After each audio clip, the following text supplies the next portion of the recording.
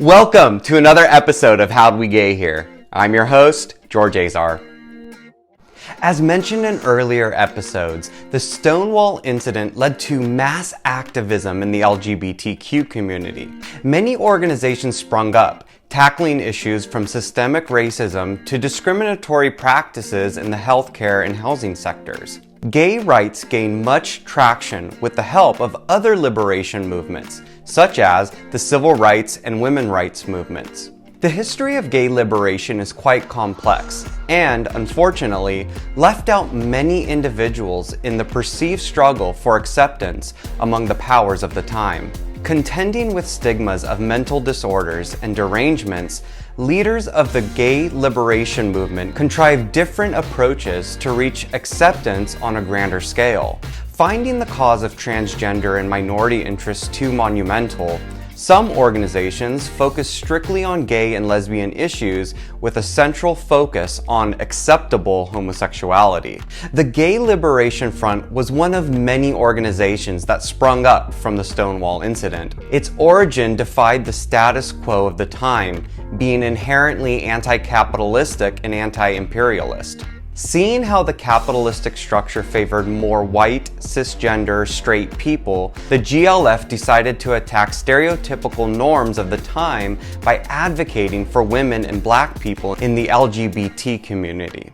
Being more liberally aligned, the GLF sought to dismantle the systems that kept the most vulnerable oppressed. Disheartened by the liberalism of the GLF, some broke off to form the Gay Activist Alliance with a more conservative approach to equal rights. Although the GAA only lasted a little over a decade, it set the tone for future endeavors of conservatism in the gay rights movement.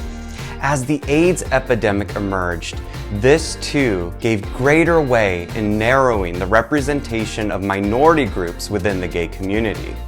Through this tumultuous time, the corporate media arm sought a more conservative, traditional organization for the gay view. The actions were squandered as gay rights activists set out simply to survive.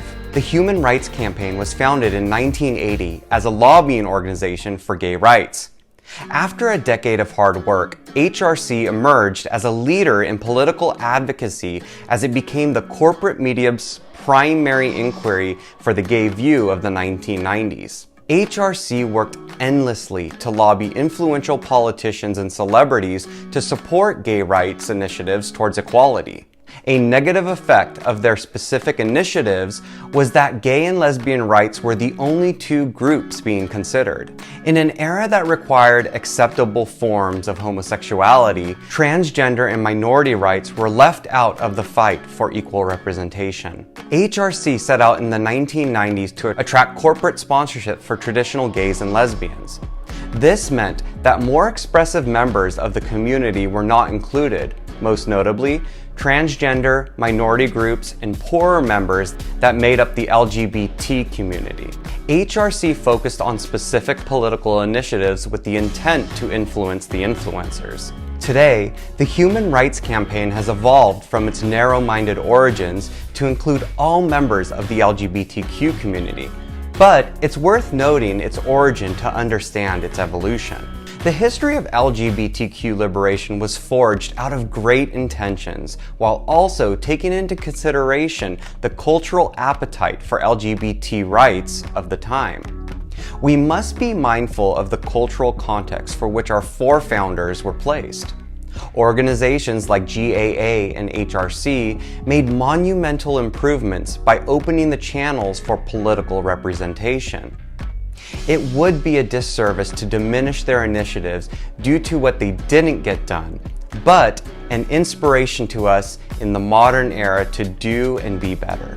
Although much has been remarkably achieved in the earlier decades of the gay rights movement, we must not be blindsided by the complexity of our past that has brought us to the modern era struggle for equal representation. Learning from our history to change our future is critical to ensure equal representation for all under the law. We have an opportunity today to make a difference for our brothers and sisters who were previously left out. As humans, we evolve and into better things.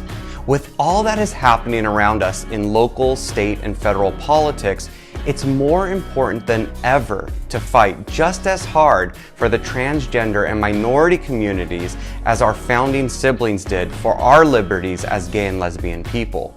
Visibility and representation are critical to the transgender community's growth and evolution, socially, politically, and culturally.